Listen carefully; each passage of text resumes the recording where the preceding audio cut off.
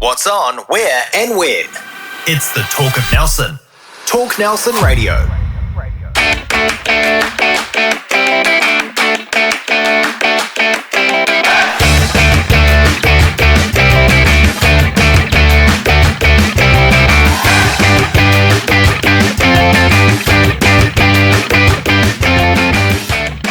Welcome to Summer Sports, where we cover off what is happening in summer sport right around the Nelson Tasman region. Joining me is my co-host Les Edwards. Good to see you, mate. Yeah, thank you, Chris. Good to be here. Paul's still doing the Christmas run, so he's going to be joining us for the cricket segment and catching up on the football as well. Our very special guest is Vern Marden, who has been involved, well, I guess mainly athletics, but you've pretty much been part of the sporting scene for a very long time, Vern, in this town, haven't you? One way or another. That makes me a bit old, doesn't it? We won't go. We'd say experienced. Thank you. You're much more kinder than other people are. Hey, look, tell us a little bit about where you originally hail from, because you've been in Nelson a long time. So my perception is, born and bred Nelsonian, but in actual fact, you weren't born here, were you? No, I wasn't. No. Born in New Plymouth, actually born and raised in New Plymouth. And look, I've got to brag while I get the chance. I was a foundation pupil of Francis Douglas College, 1959 to 64. And of course, the famous pupils there are the Barrett brothers. Yes, that's right. Although John Mitchell was earlier. Oh, right. John Mitchell was from there. Yeah. Right. So how does that go with your NPC following? So are you slightly favouring the black and gold hoops? Or may I ask you who the national NPC champions are at the moment? So it holds firm, doesn't it? It does. But second favourite team would be the Marco, hopefully. Absolutely. No question of that. All right. So tell us a bit about growing up in New Plymouth and, how you ended up in Nelson. Right. It's very, very simple, really. I obviously born and bred there, went to Auckland University in 1965, tried a science degree, bombed out. Then in 1967, I joined a small insurance company. I won't go into details, but eventually Metropolitan Life in 1972, with them going through the company ladder. In 1977, they said, you need to run a branch. There's a space in Nelson for 2 years. And Kathy and I never looked back. We got down here after 1 year. We just loved it, and basically I changed everything around from there on. Worked into being a full-time advisor, right? Which is what I did right until 2019. Had my own business for the last 20 years in conjunction with other partners at some stage, but I loved it. I loved the life insurance business right from day one. Right. Oh, fantastic. Yeah. And you met your wife in Auckland, is that right? At university, is that right? Yes. Right. Well, actually, it was on the train. I was going in it would have been April 67, it would have been, going down to the New Zealand University's track and field championship in Wellington. And we just met on the train. And after that, I managed to find her at university and never looked back. And I tell you what, the best decision I've ever made in my life. I'm very, very privileged, mate. Good stuff. So, obviously, apart from meeting your wife, through athletics, did you get involved in running at school or at uni? Yes. My second to last year at Francis Douglas College, I found I was not too bad at running, that we had a very, very good coach there. He said, you better come along and train. The end result was in my sixth form, I won the school track and field championship, so the overall cup. The following year, I won it again. I'd obviously done quite a bit more training then. I went on to the Taranaki Secondary School Championships, and for first time ever at that stage, won the 880 and 1 mile double. Right, wow. It was in Hara, and it was absolutely terrible conditions, but I won quite comfortably. And then obviously went on to university. I won the Auckland University mile title in 4 minutes 17 in 1966, March. I was 19 at the time. Yeah, it was a long time ago. Yeah. So, but I've always had injuries, and that was been the thing that held me back. I still love what I did. I got to a good provincials, probably the best way of putting it. Yeah, and got involved with administration, or probably in my early 20s in Auckland. Still running, however? Now? No, when you're an administrator. Yes. I basically stopped running. I early 30s. I was just getting Achilles trouble all the time. Started again when I was 39 to masters at 40 at that stage. That was in 1985. Lasted about 3 years and the Achilles packed up. So I had about 6 years cycling in the early 90s. In fact, I got sixth in the New Zealand 40K time trial championships for my age group. Oh, wow. Yeah. Right. So okay. but hey, that was so, to be any good, you had to spend all day biking. Yeah. And Yeah. I did have a living to earn. Yeah, long miles, isn't it? They do long miles. Yeah. So tell us about the mile. Why that particular event? And did you say the 800 as well? Was that? Yeah, I actually ended up being didn't have the speed for a mile or a half miler, so I ended up with 5,000, 10,000 meters. Right. Well, I did do 4:12 for a mile, so I suppose it's okay. Yeah. And that was New Zealand's favourite event, wasn't it? That sort of middle distance running. Yes, well, Was Arthur Lydiard someone that you read up on and his thoughts on running and coaching? to this day, he is the absolute ultimate guide for middle and distance running. You know, his program, the 100-mile a week, the way it was structured, everything like that. I've done a lot of coaching and I've always used that or a modification of it. So it's not everyone can run 100 miles a week, but you can do the same balance if they're doing 50 miles a week. Right. And so I guess Peter Snell at the time, who was under Arthur at the time as well. So he would have been the top of the pole in that middle distance area. Yes, yeah, definitely. Murray Holberg actually was interesting. My first year at university, we had the University Harrier Club dinner, and I sat next to Murray Holberg. I've never forgotten that. Yeah, I bet. Yeah. So you were really built for endurance as opposed to speed, would you say? Yes, definitely, right. And I loved it. Is there anything to do with your heart? Because my grandfather was a cross-country runner, a county champion. I found the cup the other day. And but he had a very slow heartbeat. Yes, my heartbeat at the time would have been about 48, 49. Yes. And I've inherited that, but I don't know if that's because the doctor said to me, we've either got a problem or you're an elite athlete. But what do we say, Les? I say he's got a problem. I reckon I can fix it. I'll give him a training program, shall I? But my grandfather had a very slow heartbeat, and the theory behind that is, so what is the theory behind that? Good question. I can remember, I think it was Dr. Galloway saying to me that you only have so many heartbeats in your life. Don't waste them on running and speeding it up. I said, well, I've got so few per minute, I can afford to do so. But it just means it pumps more blood and more oxygen in one go. I think it's efficiency, isn't it? Yeah, right. Oh, good stuff. Okay, so tell us about, well, you've told us some of the highlights for you in your own career.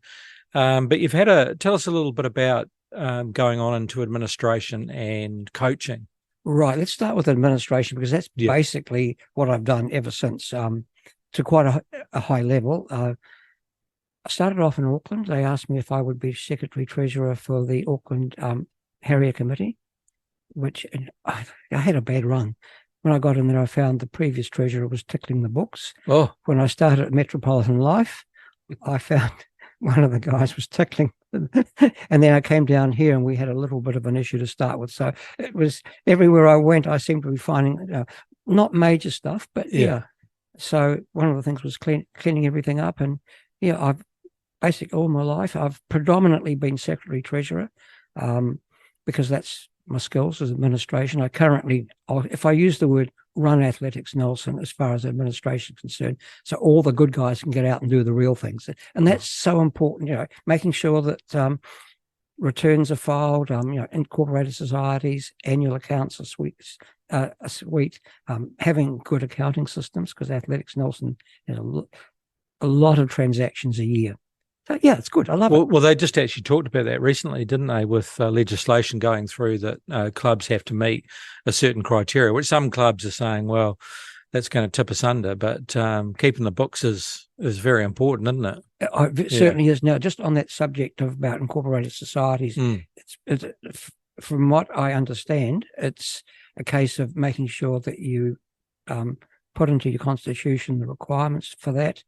I know Sport New Zealand currently are putting together a sort of template, because Athletics New Zealand is talking at the last Zoom meeting we had about 2 weeks ago, that they will wait for Sport New Zealand to bring one out, and then it'll go out to the clubs like Athletics Nelson's and Incorporated Society, and we can then incorporate that into our own constitution.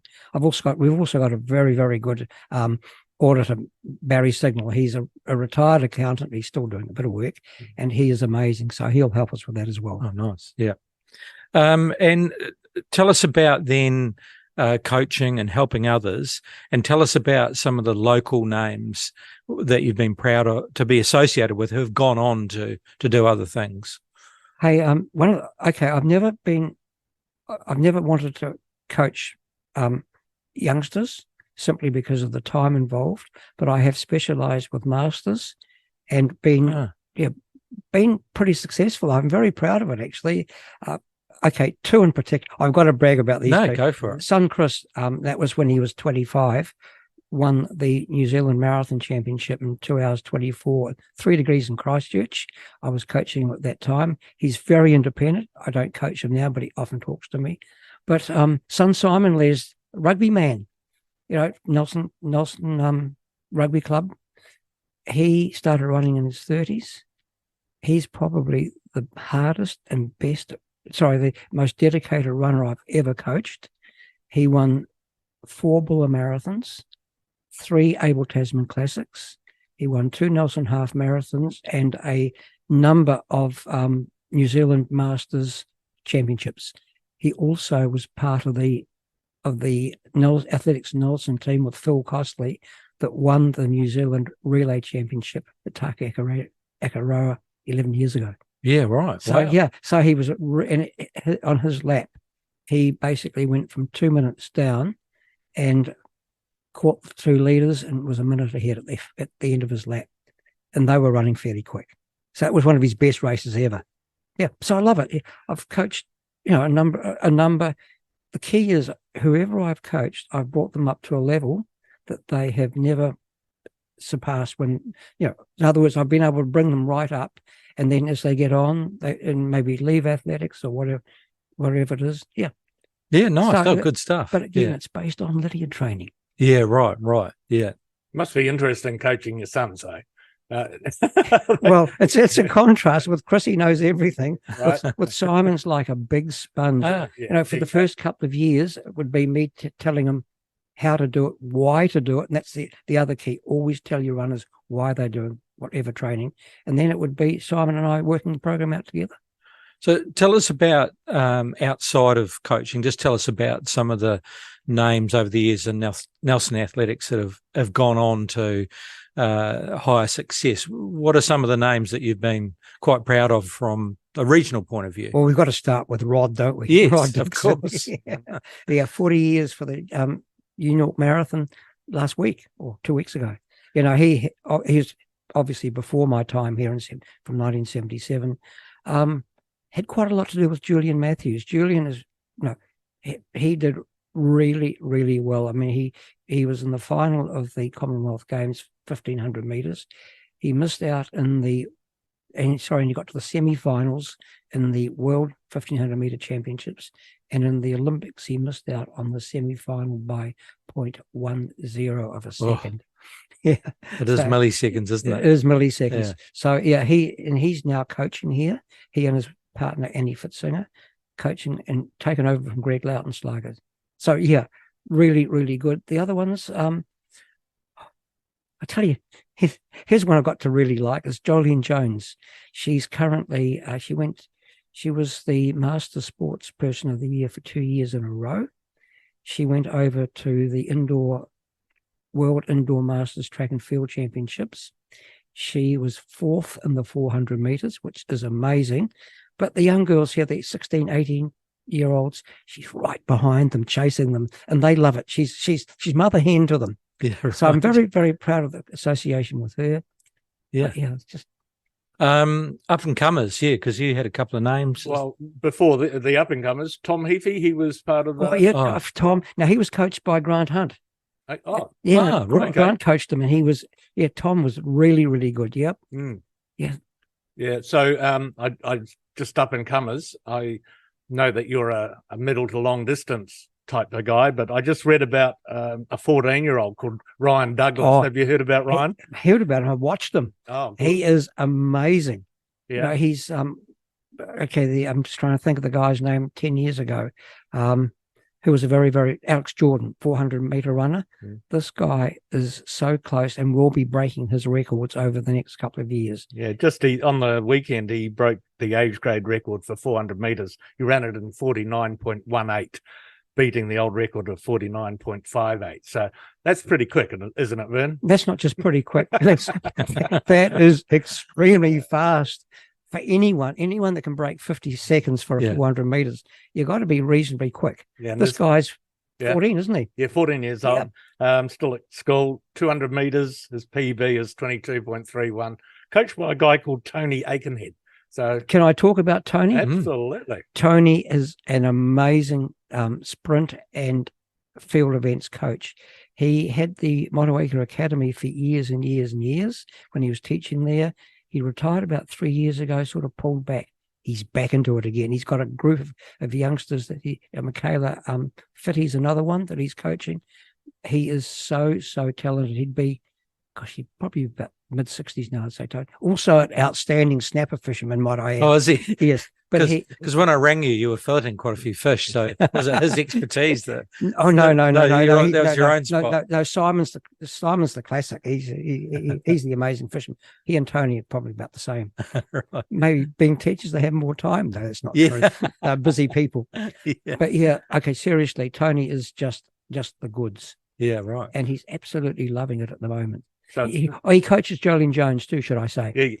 Yeah, so the future is fairly bright, right? So for Nelson Athletics, that's a very good thing.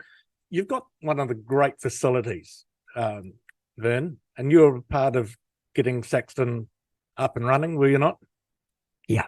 Tell us about that. It's something I'm very, very proud of because we got the athletics track approval to get it done, but we had to do the funding, and we employed some guy from Christchurch as a professional funder. He got one lot for us from it was the Rata Foundation, the old name for them, Christchurch Canterbury Community Trust. Yes, that's right. Yep. Yes, but he was absolutely shocking, and he was charging us 15%. So we sacked him, and Grant Hunt, who was chair of the top of the South Athletics Charitable Trust, and I was the secretary treasurer, said, "Vern, do you think you can do it?" Because I had been doing small amounts of funding, so that started something off that. It just went on and on and on and better. So basically I organised the funding, the athletics share of funding for the track. Then of course we got the pavilion. So yes. I was the athletics representative on the Saxon Field Pavilion Trust. Jock was the chair at the time, my good mate Jock. I had coffee with him. And he said about a month, and I can't do this. He said, I'm conflicts with my work with the council at work. Yes, right. So Vern, you're in charge. So I did the funding. I think it was about $700,000 we needed to get. We raised the lot, despite the fact that a couple of people on Nelson City Council, senior employees, publicly said we would never raise the money and it was a waste of money. We did it. I did. When I did my victory speech at the opening, threw a little barb out. And then, having done that, about a year or two later, Jock said to me, Cricket's trying to build an indoor training centre. We need it to keep getting internationals here. Would you think of helping? I said, yeah, let's. The reward I've got from that is I've been made an honorary vice president of Nelson Cricket. Wow, which is huge, mate. It's like a life membership. Yeah, I get to go to all the functions, and that is a real honour that I value so much. Yeah, oh, fantastic, man. That's great work. I didn't actually know that about the Cricket Pavilion, the indoor training centre. But you look at that complex overall, and even internationals would be pretty happy with the facilities, wouldn't they? They are. Yeah. We'll find out again on the 20th of December, won't we? That's right. Yes, you will. All right. So So outside of that, athletics at the moment, you're just talking about some of the up and comers, but in general terms, is athletics, Nelson, in a good space? And tell us also about some of the challenges. Okay, let's not say athletics, Nelson. Let's say athletics in the province. Yes, right. Children's track and field is absolutely amazing, up to 14. You've got like Athletics Richmond, Athletics Nelson, getting over 100 kids every week. You've got Takaka with 40 or 50. Wow, that's great. Marlborough's the other one. They've got over 100. Really, really strong. After that, track and field drops back. One of the real issues, and talking about problems we do have, is senior track and field trying to boost the numbers there. With the good coaching we've got now, and I'll cover that a bit more in detail shortly, starting to pick up. Because the key is, if we can get a few kids involved in coaching, their mates will start to get interested. And the issue we have, of course, as soon as they leave school, they go to university, we miss out. So we're very, very strong in children, very strong in masters. No depth in between 19 and 35, 40, basically. Common story, isn't it, Les? Yes, Exactly. Yeah, time poor.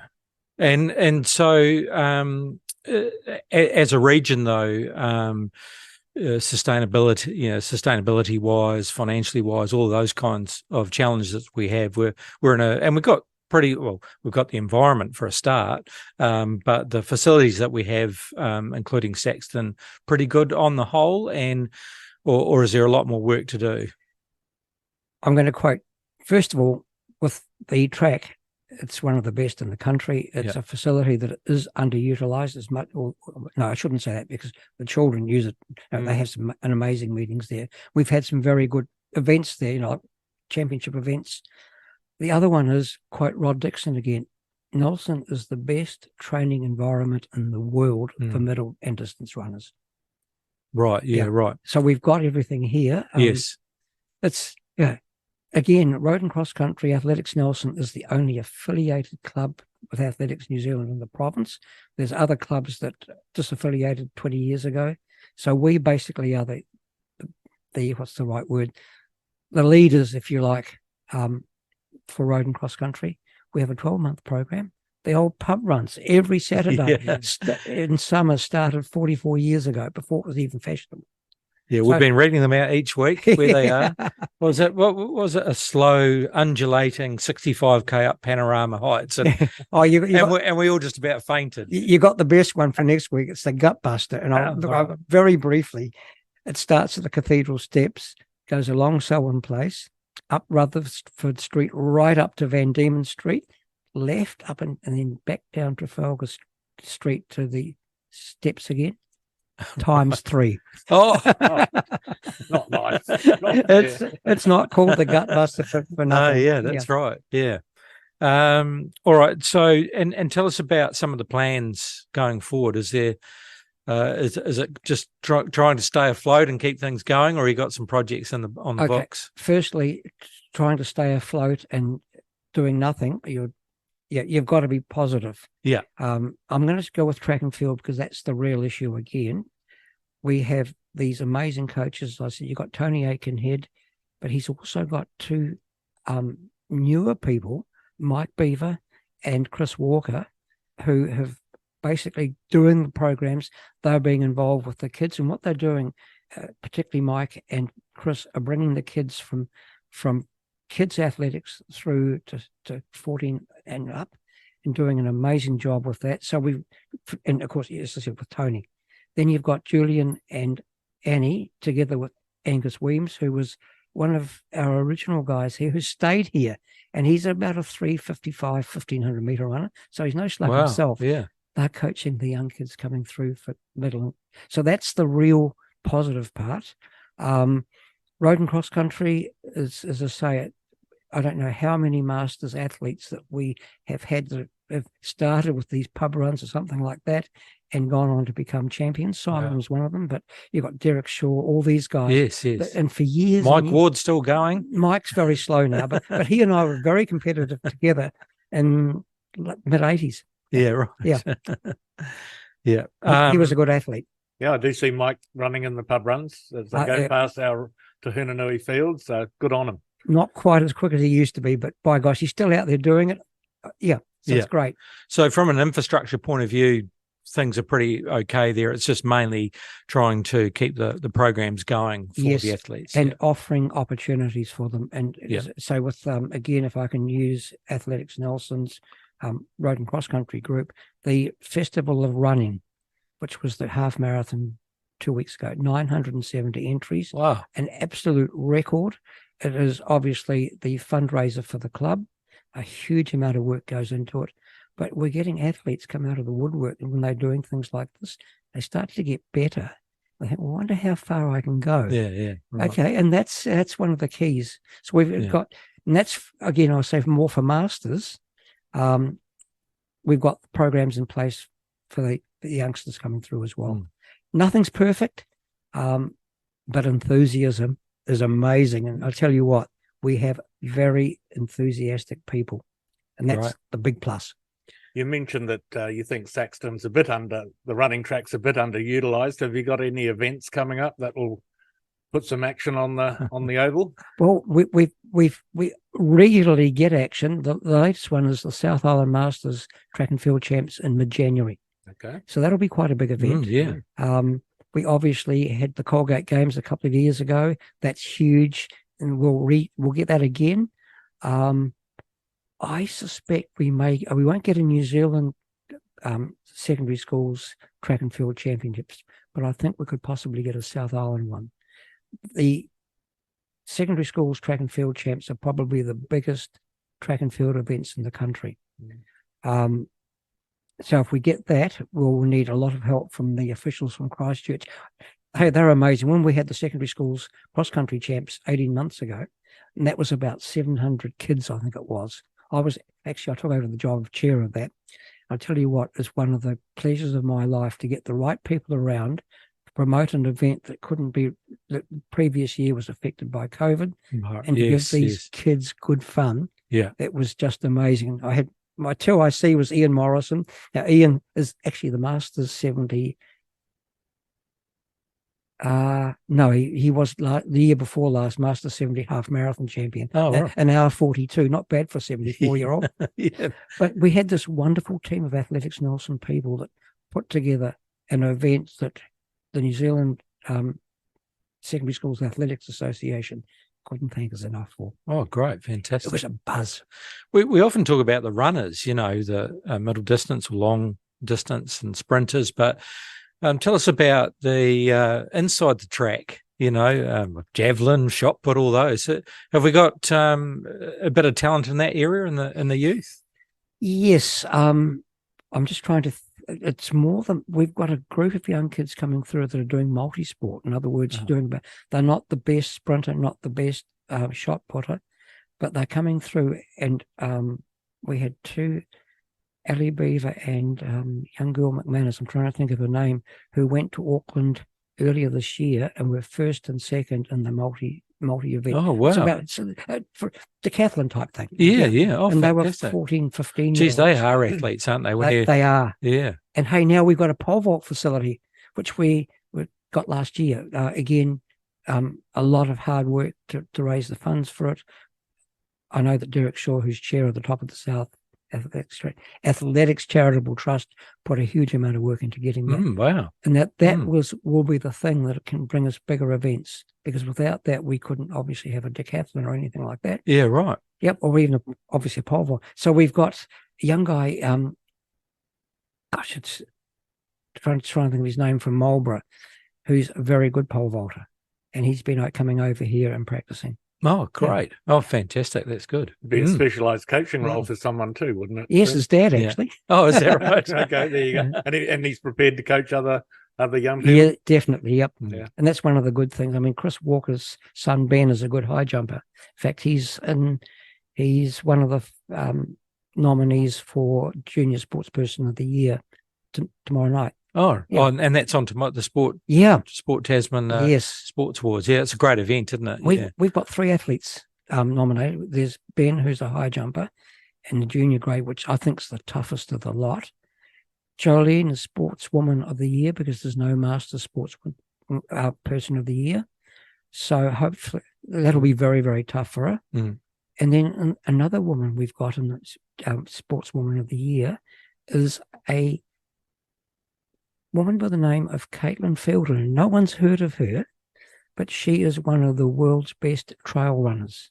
Oh, wow. She was 12th in the short distance, which is about 50K, trail run world championships earlier this year. And when we put a nomination, I actually did the nomination, and she's away most of the time because all the events, but they're huge over in Europe.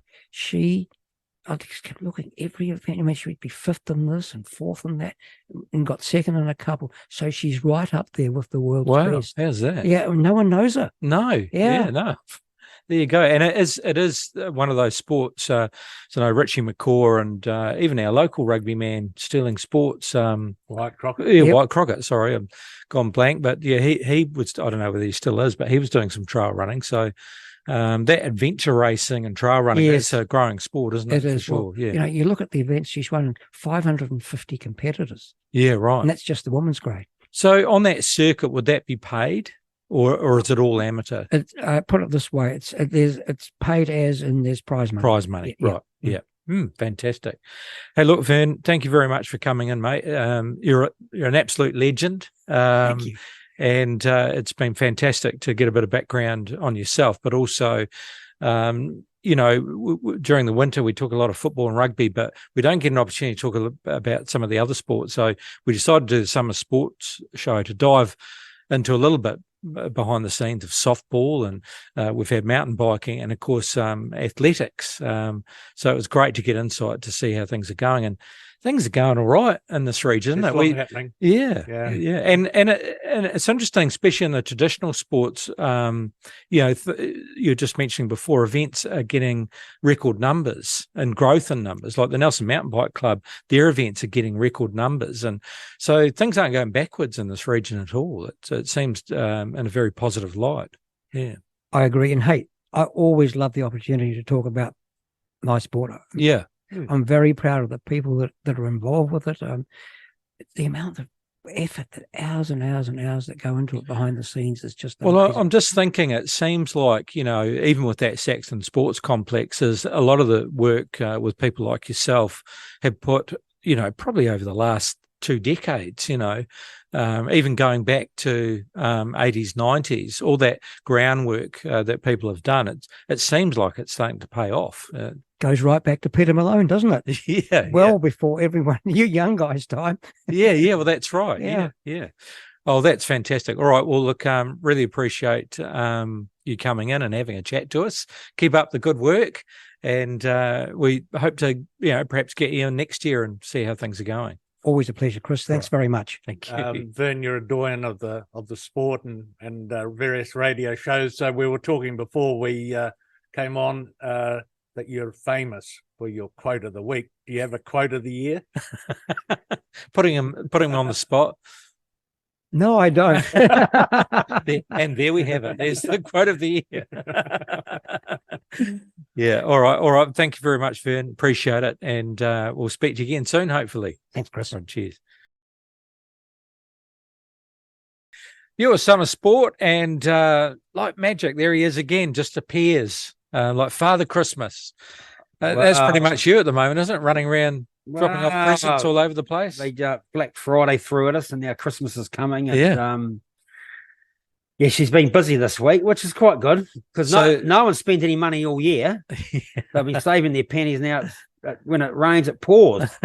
So when did New Zealand embrace the US Black Friday post-Thanksgiving? Yeah, well, it kind of crept up because it was an online thing, basically, in It is. Australasia. But then it's now the retailers thought, we need some money. So they went for it, which in a way kind of ruined Christmas because their Christmases aren't as big as it used to be. The money goes out of the marketplace pretty quick. It's amazing that online shopping. That obviously keeps me employed. But remember Roy Poynton? Yes. Well, I remember 20 odd years ago before he used to set up websites. Yes. And he said, Paul, you had Molly's next door, you need your own website. And I went, what's he talking about? And he actually got him before Facebook and stuff like that. Yeah, Social media and stuff like that. Roy was onto it. Very intelligent bloke. Yeah, And now it's just social media's taken off. So he was looking at, getting your own website for your business and your social media. That's where it's going, Paul, in about 20 years. I'm telling you. And by Christ, is he right? Now, where is he now? Timaru. But I'll never forget it. Yeah, that's right. So very smart man. So he was onto it before these other buggers, but he just didn't have he went to Boston to set all this stuff up. Yeah, and right. he just didn't have the backing. Everyone thought he's just what are you talking about? But look at it now. That's right. Anyway. He's taken off. Sorry about that story, but it's quite interesting. Let's get into the Nelson Softball Association, and there's no local games because this weekend sees the annual men's and women's South Island Provincial Championships. That's being held at Dynasty Park in Christchurch. So that's teams all around the South Island will battle it out for the Jeffreys and Jubilee Cups. In addition, this year they'll also have the Mainland Shield Under-17 boys running alongside the senior tournament.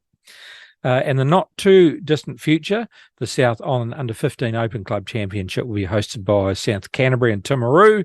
So you can keep an eye on the highlights and draws and results live streaming on Canterbury Softball TV.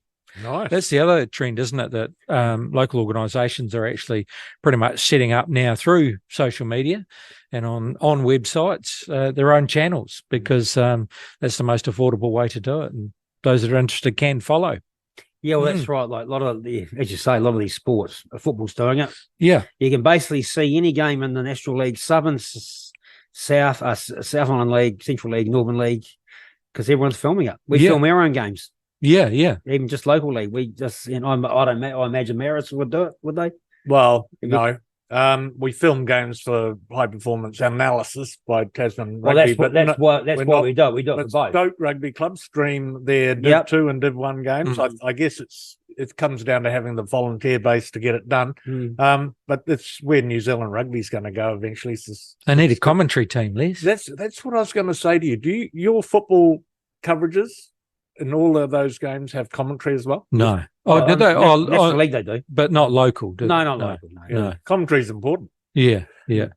Otherwise, it's boring to watch just the game. Well, I used to do the commentary for Bays TV way back. That's right. Many years ago, and I remember I used to do Nelson Bays games at Trafalgar Park. Okay. And I actually enjoyed it. It was quite good. Yeah, and National League, I used to do it with your brother JB. That's it. Yeah. Down at Guppy Park. So that we had two TV stations, Mainland and Bays TV, back in those days. Well, Bays TV's a new one to me. So when did that was the old one. That went sort of bunked up, and then Mainland took over. Gary Watson, was it?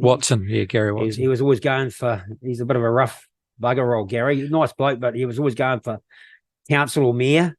But he had Mainland, but he was always fighting a losing battle against these high. Yeah, well, he helped a lot of the island set up TV coverage. So that's actually where he's had a big background in business development, but he also helped the islands fund and set up their TV. Okay. So whereas Mainland, I guess, was a local hobby business in a way. He always tried to get it going. But so what decade was Bays TV? Was that in the 90s? Yeah, that was the 90s. Yeah, it would have been the late 90s because I remember doing club rugby finals, and then I did most of the Nelson Bays game, which they gave that to Sky. Yeah, right. So I used to be on Sky TV, and then I also did the Nelson Giants game. So we just need a couple of fellas with a camera. We've got the commentary team. Absolutely. Matt Rusco used to help me with the Giants games. Right. He was very good. Well, I know that the local Giants, actually New Zealand Basketball have live commentary. Yep. And Phil Jones and Andy Bennett and those guys. So, I think that's the trend going forward. So certainly I think local football and local rugby is something that they should look into. Yeah. For sure. Because even if you can't watch it live, you at least you better catch the games. They need probably 2 or 3 cameras though. To make it interesting.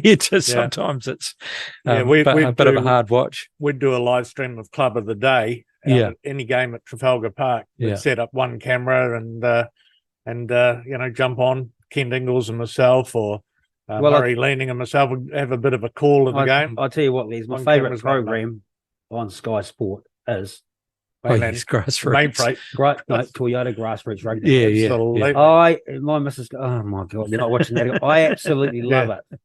You know, away from the far north to the deep south, Yeah, to the Methven, absolutely. Ashburton, to the west coast. I love that club rugby. Talk to a couple of doyens here. You know, and I just think it's fantastic. It is fantastic. And it's just it's a shame that you know, look at the Nelson Rugby Club now, and they've got 2 senior teams. You know, many years ago they had a lot more than that, but Hopefully they'll bounce back. well, that's right. Hopefully. Okay, senior men's cricket and day one last Saturday. Yeah, low scoring games again for some sides. Nelson College up against the Tigers. It looks like Tigers batted first, all out for 126, and they rolled College for 55. Not a particularly good effort. In the second innings, the Tigers 6 for 197. So that game looks like they're going to win that. They'll probably pull out and roll College. Wakatu. Well, it looks like it's in progress. Wolves all out for 277 off 61 overs, so they obviously got on the job there. That's not a bad That's a score. pretty good run rate there. And then Reply Wakatu 8 for 130. So they're a bit of trouble against the Wanderers Motueka side, so that's quite good to see. Yeah. And I did speak to Greg Chitty on Tuesday night down at Social Football, and he told me about the College Old Boys against Stoke Nayland.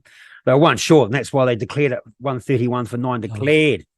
So they're actually all out. They were 1 short for the whole day, and then replied Stoke Nayland 269 for 8. So Stoke Nayland on top there at the Botanics. And Greg said, look, the ACOB, I said you've been struggling, but he goes, yeah, it was a disappointing effort there because the track was a road. He said, you know, a lot of the boys threw their wickets away, and they should have stuck in there, and they should have got Stoke showed how to bat on it by getting 260. So Well, I walked past Botanicals as I was Great getting ground. ready. It is a beautiful ground, and I just love the enthusiasm being showed by both teams as they warmed up. I walked up the hill, and then by the time I got down, the game had started. yeah, well, they put the picket fence out and they do it properly. They Yeah. turn it into like a nice little English cricket ground. Yeah.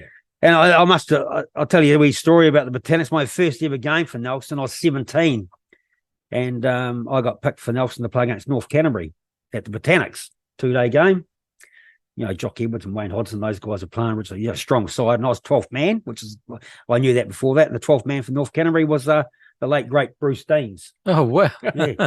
Had a great chat with Bruce. I don't think he's no longer with us, but real nice fella. So we were both carrying the drinks for that game. And God be known, he went on to be an All Black halfback. That's right. But unfortunately, I think he died of cancer a few years ago. Right. But those boys were, North Canterbury, but they also went to Christ College. So we used to play against him and his brother Robbie, who was a very good cricketer as well. And at Christ College when we were at Nelson College. Geez, how many top rugby players are also pretty good, cricket players, you know, and having to make a choice. You know, Stu Wilson and those kind of guys. So Jeff Wilson. Jeff Wilson, sorry. Yeah. Vaughan Brown. Or maybe Stu played. I don't know if you know, Vaughan Brown was a very good rugby player. He Right. played and also played cricket for New Zealand. So you got Will Jordan, right? Yeah, well, he's Yeah. not bad. He's Yeah, a that's right. very tidy cricketer. So Geordie Kieran Barrett's good. Reid, so but you can't play both anymore. The seasons overlap. Well, that was the problem I had. I was good at cricket, and then I was actually good at football, so I had to make a choice. But when you're young, you do them both. What could have been? You could have been playing in India, you know, in 2020 and earning millions, Paul. Oh, stop it, Chris. Here's the I wouldn't ladder have been here sitting with you, Pete, would I? Yes, you would. Getting- Oh, and the exorbitant fee that we pay you. The ladder. so is this the 2-day ladder or is the Yeah. overall ladder? Yeah, Nayland overall leading ladder. 55 points. Wakatu New World on 40.6. Wanderers Motueka 34.6. The Tigers, Waimea Toitua 24.2. Nelson College Old Boys, Athletic College Old Boys 17.1, and Nelson College. That's why that match is quite rear. good for the Wolves because it's second Yeah. and third on the table. Yeah. So it's a very good good. battle there. Some fixtures coming up, and there's an under-19 tournament. National men's, it's the Youth One Day. So the Central District's under-19s are taking on Canterbury on Saturday. And then on Sunday at Bert Sutcliffe Oval, it's Central District's under-19 taking on Wellington under-19s. On the 3rd of December at Fitzherbert Park, Central Stags taking on the Wellington Firebirds after beating Canterbury last week. So actually sitting second on the table. So Central Stags running really well. And then Central under-19s taking on Auckland on Tuesday. The White Ferns on Tuesday taking on Pakistan at University of Otago Oval. And then on Wednesday, 6, the Black Caps taking on Bangladesh. That's 4:30 New Zealand time on Wednesday. And in progress at the moment, Bangladesh playing quite well, getting 310, and then New Zealand sitting at 8 for 266. Well, I just can't believe the superstar of the World Cup for New Zealand's not playing, rather than Rick Renshaw. Yeah. What's happening there? They picked Grant Phillips, who took 4 wickets and scored a 40. So I guess that was a toss of the coin between those two. Well, I'd have him in the top 3. I'd probably have him in there before Will Young. That's my the funny cricket, they don't blood people. There's a guy that's people want to see to play, and then he's carrying the drinks in Bangladesh.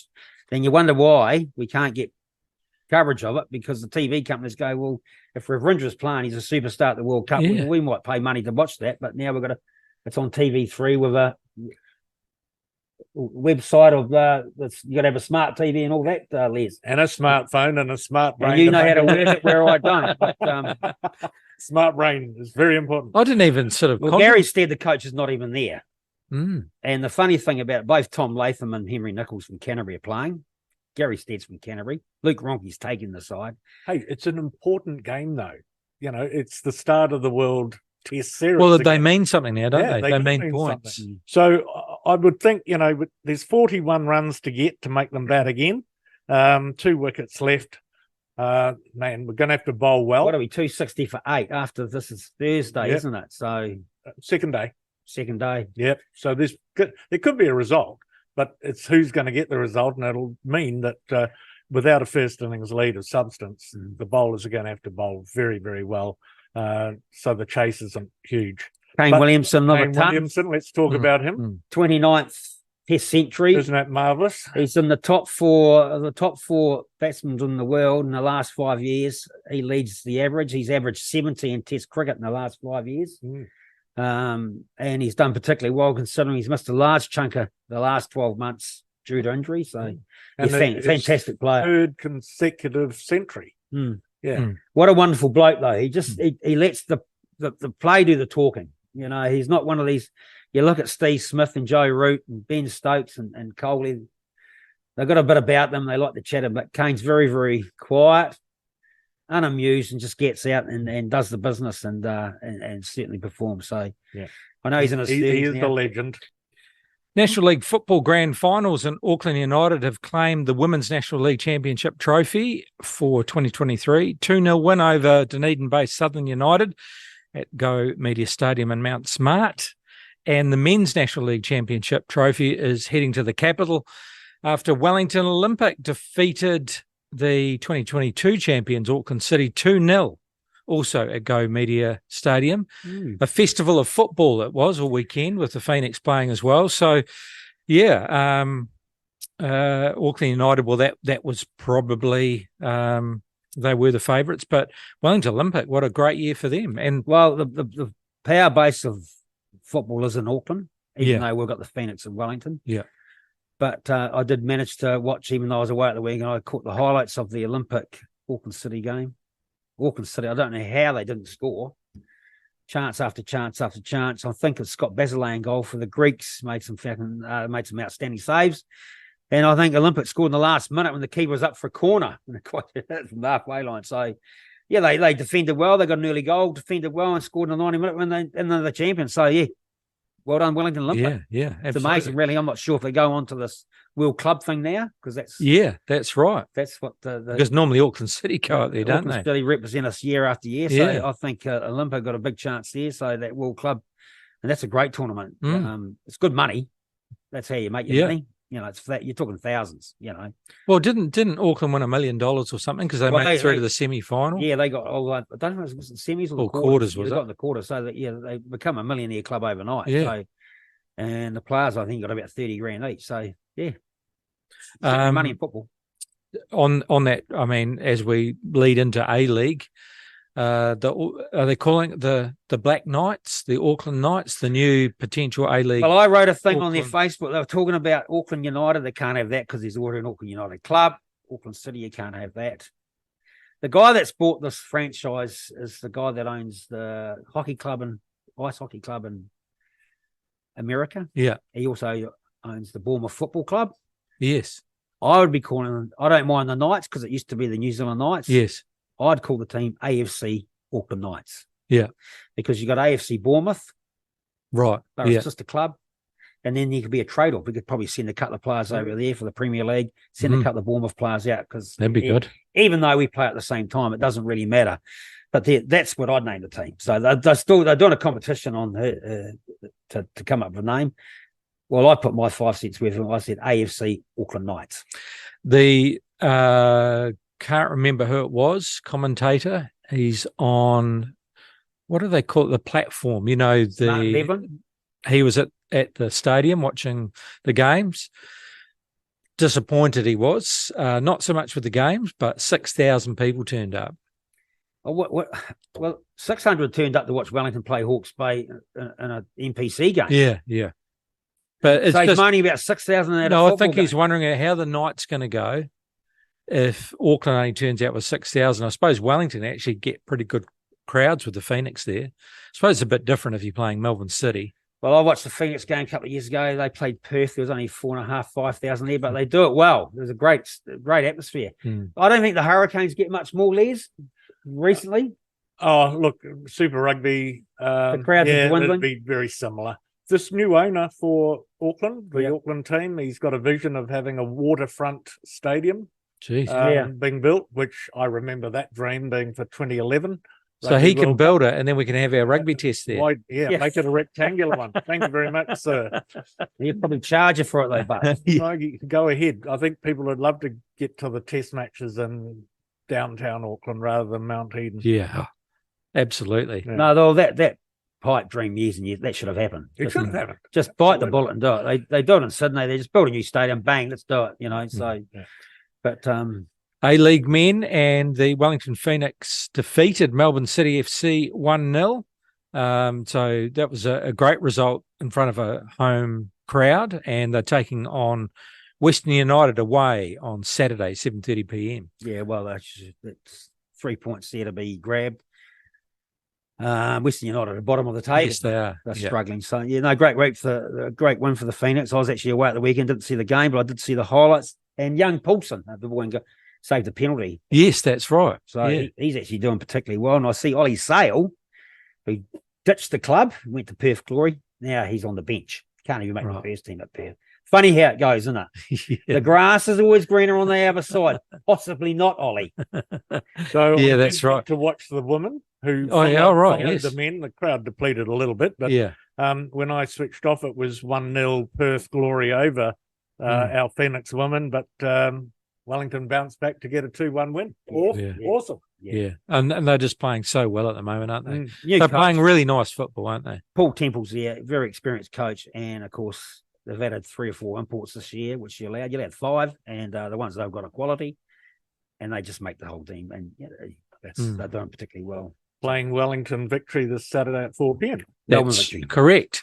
Things on. It's all mountain biking on Thursday tonight. It's a Super D, 4 to 8 p.m. And then on Saturday, Shred Like a Girl is the enduro. And also on the Sunday, they do the downhill. And then the Super D on Wednesday, chainless and prize giving. So that's mountain biking. You can check it out, nelsonmountainbikeclub.co.nz. And that's it for another show. My thanks to my co-host Paul Bride and Les Edwards, our special guest Vern Martin of Nelson Athletics, and just an all-round good guy, isn't he, really? Absolutely. A Done legend tremendous stuff for our Oh, the region. sports around the region. Vern's a good guy. I see him quite a bit, and he calls me John. And that's as he's off to the Spriggan Fern and Milton Street. And I'm wondering if he's been to the Spriggan Fern. He's called me John. We've rectified the situation. I said, look, John's a wee bit fatter and greyer and bigger. Sorry, Paul. I'll get it But he right. knows who you are, because Yeah, when he I rang knows up, who- I said, "I'm PB's on the show," and Yeah. he did an impersonation of you. Oh, So there, Oh yeah. Yeah, we won't repeat it. Don't forget, if you've got any summer sports notices, just give us a comment on the Facebook page. And of course, if you want to come on the show and have a chat about your summer sport, get in touch with us. Happy to have you on. All right. Thank you, gentlemen. Thank you very much. Just a couple more shows to go till the Christmas break. So don't know who we got yet, but we've got a couple of ideas. So watch this space. Thank you very much. Thanks for listening. Talk again soon.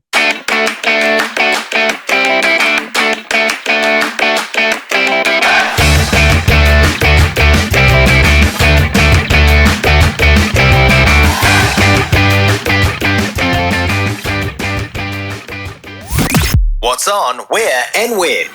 It's the Talk of Nelson. Talk Nelson Radio.